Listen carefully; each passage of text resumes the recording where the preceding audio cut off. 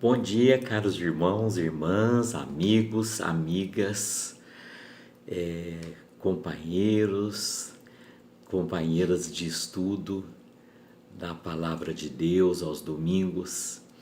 Estou hoje eu aqui, José Paulo, com a incumbência de trazer em nome de Jesus, também pela Igreja Metodista, aqui em Lorena, a nossa aula online de escola dominical. Não é? Agora as reuniões têm sido presenciais, mas cabe cada domingo a um professor estar trazendo um estudo para que seja refletido de forma online, para que outras pessoas possam também ser alcançadas, não é? Nós vamos agradecer a Deus, orar, pedir a sua unção sobre o estudo da palavra nessa manhã, para que ela seja bênção para todos nós. Agradecemos, Senhor, por esse momento rico que teremos, pela fé já podemos afirmar isto, de que o Senhor estará falando conosco pela Tua palavra, nos iluminando em nossas reflexões nesta manhã. Que o Senhor esteja derramando bênçãos nas vidas de todos quantos estiverem ouvindo esta palavra nesta manhã. Abençoa também todos os nossos irmãos que estão nesse momento nas escolas dominicais no mundo todo, se reunindo em Teu nome. Eu oro no nome de Jesus. Amém, Senhor. Bem, meus irmãos, são vários os estudos que têm sido trazidos a cada domingo, né, pelas manhãs. E eu e a professora Silvana, especialmente, temos nos dedicado nesses últimos tempos à temática da maturidade cristã, aqui orientados por essa publicação da editora Angular, da Igreja Metodista no Brasil, a maturidade espiritual, a maturidade cristã, a fé, a experiência e a convivência, não é? Áreas em que nós devemos demonstrar a nossa maturidade espiritual, a nossa maturidade cristã, não é? E hoje, mais especificamente, nessa sequência, eu gostaria de estar refletindo com vocês a maturidade cristã, mas frente aos conflitos, frente às contendas, aos desentendimentos, não é? Aos desacordos que provocam divisões, brigas, cisões, não é? Vinganças, desamores. Então, certamente que a nossa maturidade espiritual também precisa ser demonstrada nas nossas relações interpessoais, relações interfamiliares, não é? Hoje, então, mais especificamente, falando da nossa convivência na família, convivência familiar. Tanto na família, vamos dizer, mais restrita, quando se limita a pai, mãe e os filhos, mas também estendendo para os avós, para os primos, para os cunhados, cunhadas, tios, tias, não é? Então, é interessante que nós pensemos nisso também, porque de que adianta, não é? Se toda essa nossa fé, esse crescimento espiritual, entre aspas, não reflita nos nossos relacionamentos, nas nossas relações interpessoais, não é? Bom, e é isso que nós queremos conversar. A título de introdução, eu estava me lembrando que no último dia 11 de novembro agora, né? Hoje já é dia 14, né? Então, dia 11, último dia 11, comemorou-se, foi celebrada, foi lembrada a data em que foi encerrada, terminada a Primeira Guerra Mundial, né? Lá no início mesmo das primeiras décadas do século XX, né? parece lá 1918, por aí, né? Não tenho muita certeza. Mas eu sei que são mais de 100 anos e que essa data, então, com muita alegria, foi comemorada. É interessante que algumas décadas depois, né, década, vamos dizer, de 40, logo vem a Segunda Guerra Mundial. Então a gente fica pensando, meu Deus, o que leva os homens a guerrearem entre si, não é? A se matarem, a matar às vezes os próprios irmãos, no caso de uma guerra civil, não é? E nós ficamos pensando o que motiva líderes mundiais, né, os grandes líderes, etnias, grupos, a se virarem contra os seus irmãos, a se autodestruírem, não é, como nação e como nacionalidade, como uma cultura, em nome de ideologias, não é? E em nome de vaidades, né? O que de tão grandioso pode motivar uma pessoa a fomentar uma guerra, uma revolução, não é? E eu já ouvi há muito tempo uma terrível estatística, dados estatísticos, né? Números, que dizem que durante toda a história da humanidade são poucos os anos em que não se registrou nenhuma guerra, entre aspas, teriam sido anos de paz, e que parece que se limitam a pouco mais de 100. Então, eu fico pensando, isso é terrível. Será que o homem não consegue viver em paz? E o próprio Jesus diz, né, quando disserem paz, paz, eis que virá, não é, repentina guerra. Então, por quê? Né? O que é que de tão inevitável pode fomentar? E eu fico pensando, né, em líderes como Adolf Hitler, Napoleão Bonaparte, Alexandre o Grande, né, e outros poderíamos estar citando tantos, que fomentaram guerras para conquistar países, matarem, destruírem, invadirem. Né? E em nome de quê?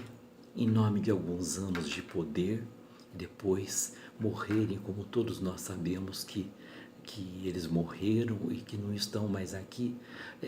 O que valeu a pena, não é, ter alimentado essa desavença mundial, matando milhões e milhares de pessoas inocentes, soldados civis, soldados que nem sabiam qual o motivo que eles estavam ali matando os seus semelhantes, não é?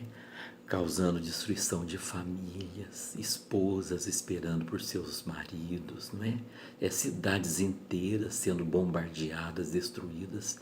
E aí nós queremos ir para as guerras pequenas, aquelas guerras que acontecem no aconchego, no seio das famílias. E querendo dizer que desde o início da humanidade, a comunidade familiar é a base, não é a base de toda a sociedade.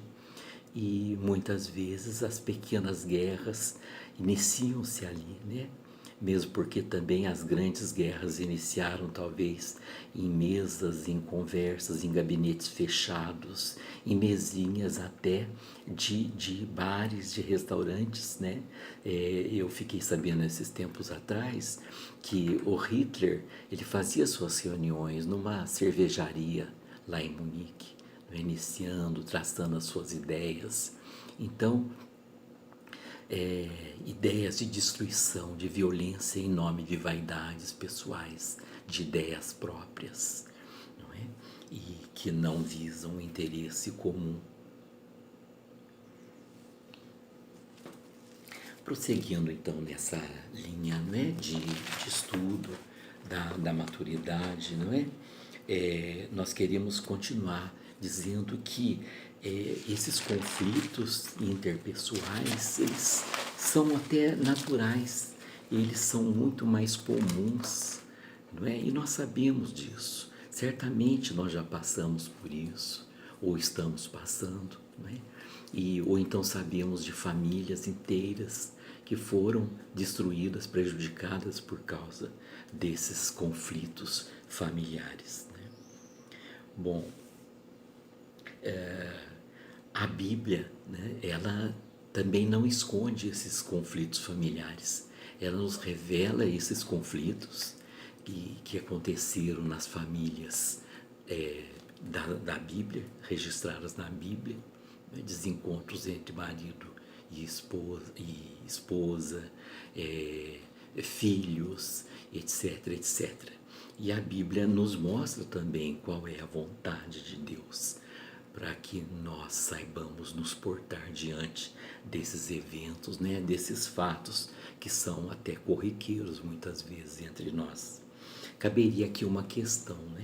Quais seriam os motivos então que causam brigas, desavenças nas famílias? Fica essa questão. Nosso texto base hoje está lá em Gênesis, no livro de Gênesis. Eu vou citar onde está, meus irmãos, e a título de ser um pouco mais, otimizar melhor nosso espaço de tempo, eu não vou ler, mas eu aconselho os irmãos a lerem, os amigos a lerem. E aí eu comento e explico o que está registrado ali para que nós possamos agilizar um pouquinho mais o nosso tempo. Está em Gênesis. Eu anotei aqui capítulo 12, do versículo 1 ao 4. E depois Gênesis no capítulo 13, do versículo 2 ao 14. Nós vamos ler lá que o foco desse texto, e que também é o foco da nossa lição hoje, é o conflito familiar, um desacordo, um desentendimento, não é? Mas mostra também a solução trazida mediante uma atitude madura de um servo de Deus, no caso, Abrão. O nome dele ainda era Abrão. Então, o que está registrado aqui? Está registrado que, após o chamado de Deus a Abraão para que ele saísse da sua terra e se dirigisse para uma outra terra que o próprio Deus lhe indicaria, então Abraão sai, e ele com toda a sua família.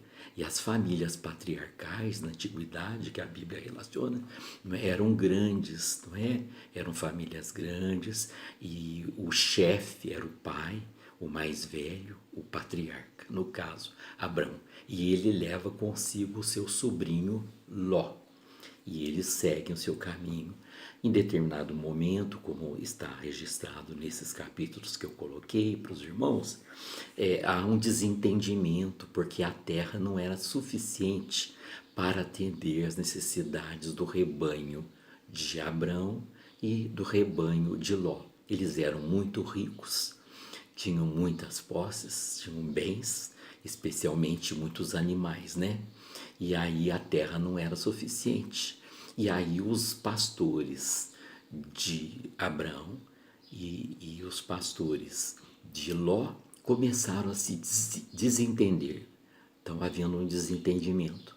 E Abraão, então, na sua sabedoria, porque ele tinha em comum com Ló as suas riquezas, mas o seu diferencial é que ele cultivava a sua comunhão com Deus. Ele valorizava a adoração a Deus. E ele então naturalmente como fruto dessa comunhão, ele então tem uma atitude madura, uma atitude que se espera daquele que é chamado de servo e de serva de Deus, não é? Cristãos e cristãs maduras. E ele então toma essa atitude diante de um dos motivos que causa, já respondendo aquela questão que fizemos, né? Um dos motivos que causa esses conflitos nas famílias: a prosperidade, as riquezas, os bens patrimoniais, não é? Os bens materiais, as heranças deixadas pelos pais, pelos parentes. elas podem causar, e muitas vezes causam mesmo, são inevitáveis, grandes conflitos, até mortes, divisões, rachas nessa comunidade tão maravilhosa que Deus instituiu, que é a instituição da família. E aí, Abraão, diante desse problema, antes que o mal aumentasse, ele vai usar de sabedoria e ele então procura o diálogo franco com seu sobrinho Ló.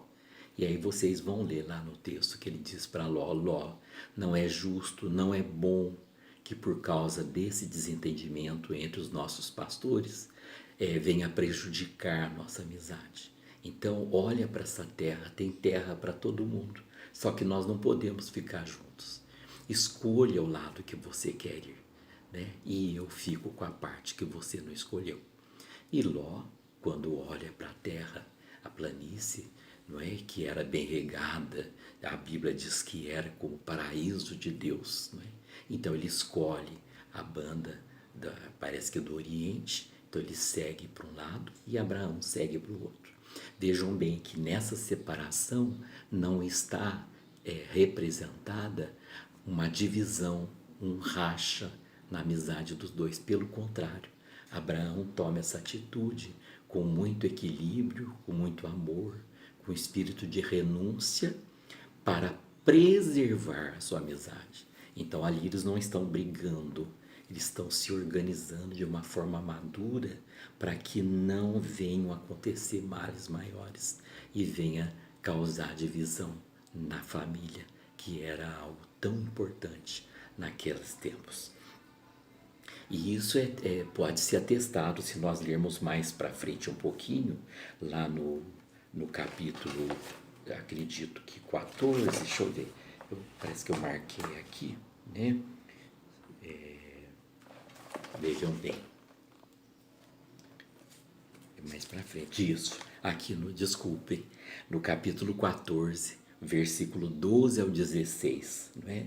Vocês vão ver que Ló sofre um atentado, né? Uma invasão de inimigos naquelas terras, e atacando todo mundo, além da família de Ló, levam Ló sequestrado com a sua família, com seus bens, e então um dos servos foge e avisa Abraão, e Abraão então junta os seus homens e vai em defesa do seu sobrinho, consegue vencer os inimigos e traz o sobrinho de volta com seus bens. Então vejo que os laços familiares continuavam vivos, ativos, especialmente no coração e no espírito de Abraão.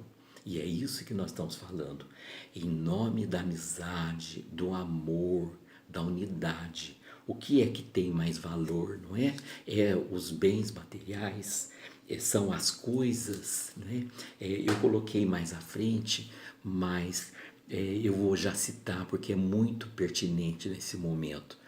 Nós temos que amar as pessoas e usar as coisas, e não amar as coisas e usar as pessoas. Nós não podemos abrir mão das pessoas.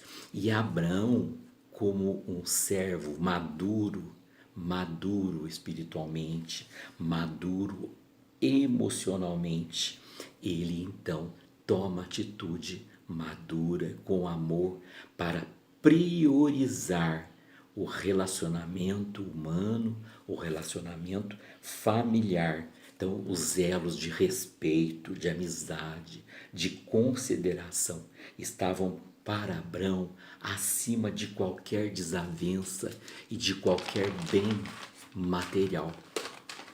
Isso faz a gente lembrar de uma exortação que o apóstolo Paulo nos faz lá em Filipenses, no capítulo 2, versículo 3 e o 4, quando Abraão abre mão dos seus direitos e buscando um diálogo, e ele vê que se ele tem que perder alguma coisa, que seja algo material, não é?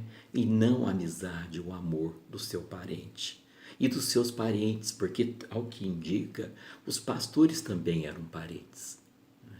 Então não eram apenas empregados.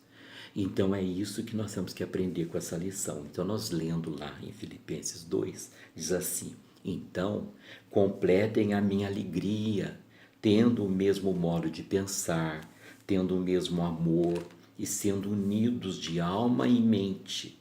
Não façam nada por interesse pessoal ou por vaidade, mas por humildade, cada um considerando os outros superiores a si mesmo, não tendo em vista somente os seus próprios interesses, mas também os interesses dos outros.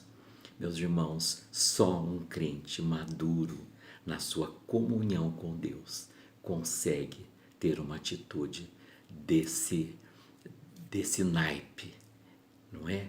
Dessa qualidade, dessa alta qualidade. Essa atitude, não é?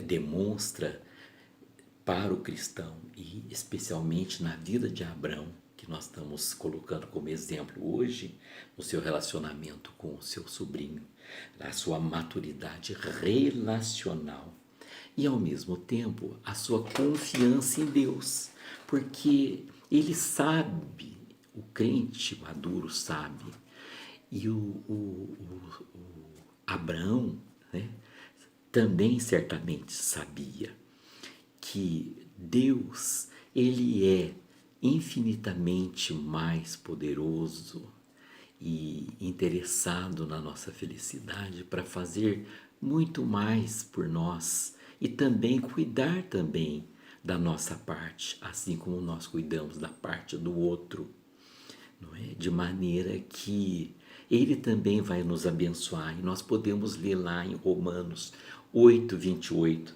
Sabemos que todas as coisas cooperam para o bem daqueles que amam a Deus, daqueles que são chamados segundo o seu propósito.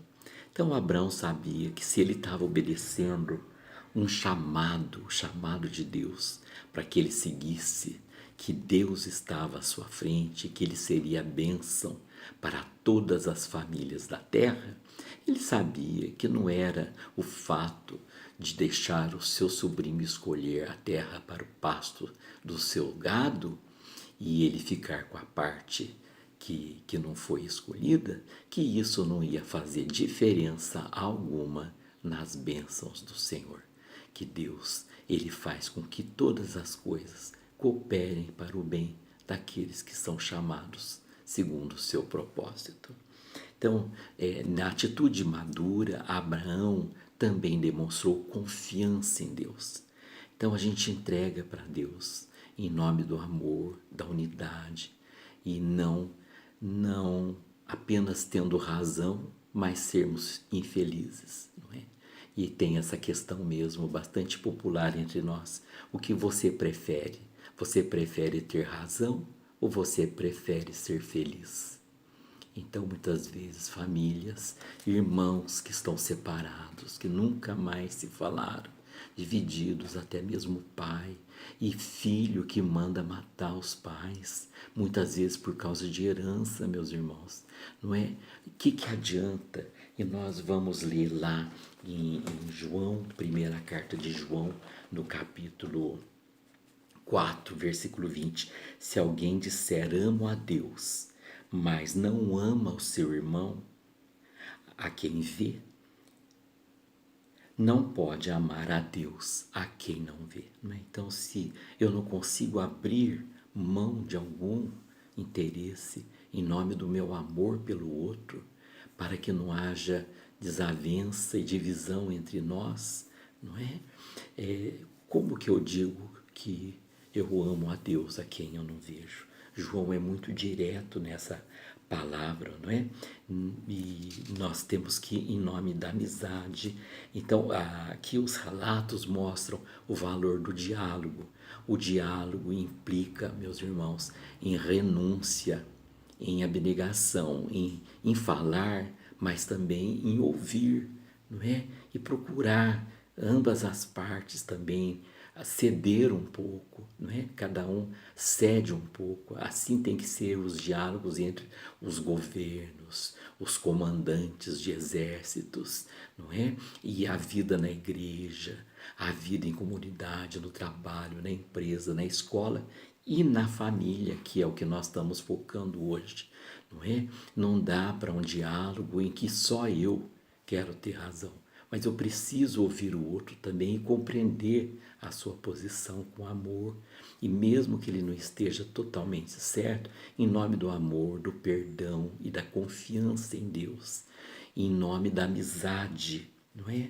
Amizade em família, que é uma das relações mais valorosas, mais preciosas. Nós precisamos tomar atitudes que demonstrem maturidade cristã. Eu acho muito importante que Jesus, lá em Mateus, registrado, ele disse: se alguém quer vir após mim, negue a si mesmo, tome a sua cruz e siga-me. Pois quem quiser salvar a sua vida a perderá, e quem perder a vida por minha causa, esse a achará. E de que adiantará uma pessoa ganhar o mundo inteiro e perder a sua alma? Ou o que dará uma pessoa em troca da sua alma? Temos que ter atitudes que mais tarde não venham a nos destruir, não é? A termos uma velhice cheia de remorsos e de arrependimentos. A história de Abraão, então, nos desafia a resolver os problemas, a enfrentar e não ignorar a situação. Mas, diante dos conflitos que surgem, nós temos que demonstrar coragem, honestidade, transparência, vontade de dialogar, abnegação, espírito de renúncia e exemplo de Abraão, agir com maturidade, fé, sabedoria e amor. Para isso, contando sempre, meus irmãos, com a graça de Deus, aquela graça que nos capacita para toda boa obra, aquela graça que efetua em nós tanto o querer quanto o executar. E vejam bem, além da prosperidade, tantos outros motivos podem trazer para nós desacordos, desentendimentos, não é?